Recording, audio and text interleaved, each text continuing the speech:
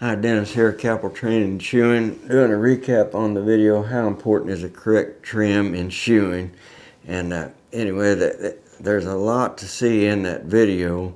That particular horse was extremely long. It had been just a long time since he'd been shod, and basically we read the foot and showed how I use a mapping system to trim off what I need to trim off to put that horse in balance where it was, best suited for his particular leg. Shoeing is something that like all aspects of the horse world, it's got a lot of different opinions of people about how things should be done. What I am showing you here are what I have personally learned over several decades of shoeing, and I've been in several different camp schools of thought on what should be done to help horses. And basically, what you're seeing here is how to get the best support for the horse from the horse's perspective. I'm not looking at it from the external perspective and how pretty it is, or how well my nails line up, or how well the shoe's made, or how pretty I drew a clip, or whatever. None of that stuff matters really. But when you have a trim that arranges it so that the internal structures of a horse's legs, the bones, the tendons, the ligaments, everything in there that is hanging in there in a suspended manner, that is dependent on a good alignment so that horse can operate to the best of his ability, then I think we're on to something there that we need to pay close attention to. Therefore, the trim in shoeing is the most important part. How we address getting rid of the excess, the distortion that is there is, that we just need to get it out of the way. It's kind of like my dad played in a band, and there was one guy in his band that made musical instruments, and one guy asked him one time, said, "How do you start out with a block of wood and end up with a fiddle?" He said, "Oh, it's not hard." He said, "You just start out, and anything don't look like a fiddle, you cut it off." Well, that's kind of the way. That's kind of what we do when we're looking at a horse's foot.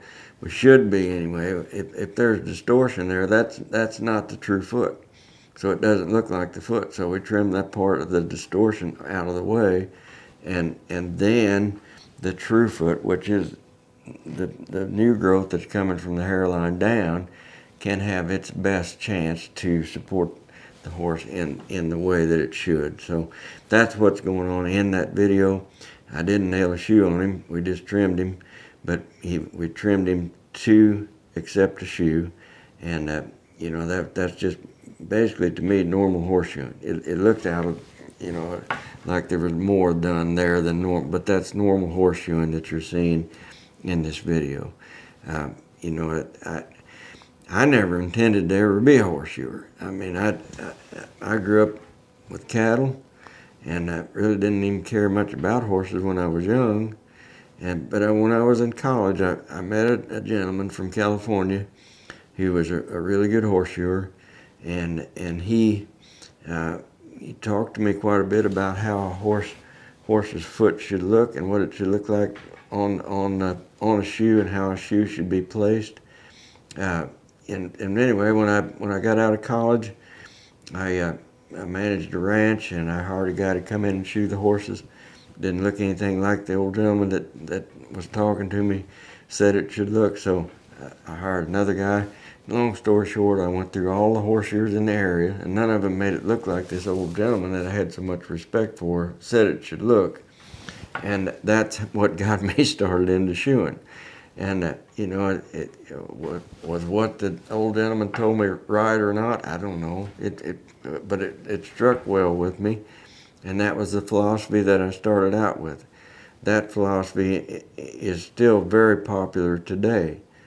What I'm showing you in this video has got some different aspects of importance, I believe, from the horse's perspective, that the old gentleman that originally taught me didn't know. Had he known them, I think he would have switched over to this, because he was also one that paid attention to what was the horse saying, how was the horse responding to what was being done. If it was favorable, he was all for it. If it wasn't, then something needed to be different. So anyway, I hope you enjoy that video. If you like it and you want more interest, I do teach people how to shoe. We have weekend horseshoeing classes here at the place. We do have an online course. We do have a book on trimming. All of these resources are available for you. You can go to Capel Training and Shoeing and find those. And I think you would serve yourself well to learn that, whether you ever shoe your horse or not. But you just might find that you're able to do your own work. And oftentimes what people that have come to my classes have found is they started out doing their own work. Next thing you know, down the road a little bit, they turned it into a profession. So that possibility is there for you.